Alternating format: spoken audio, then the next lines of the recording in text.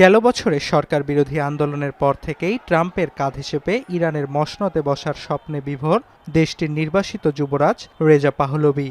শনিবার যুক্তরাষ্ট্র ও ইসরায়েলের হামলায় আয়াতুল্লাহ আলী খামেনির মৃত্যুর পর মসনদ দখলের চেষ্টায় আরও বেশি উদ্গ্রীব তিনি। তবে রেজা পাহলভির ওপর এখনই পুরোপুরি আস্থা রাখতে পারছেন না ট্রাম্প। জানান বিষয়টি নিয়ে খুব একটা ভাবছে না white house.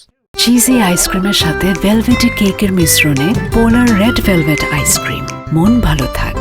I guess the worst case would be we do this and then somebody takes over who's as bad as the previous person, right? I would like to see somebody in there that's going to bring it back for the people.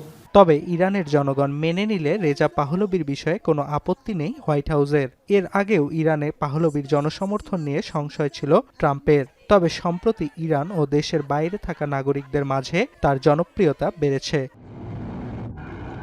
1979 সালে ইরানের রাজতন্ত্রের পতন ঘটলে বিদেশে পালিয়ে যান রেজা শাহ পাহলভি।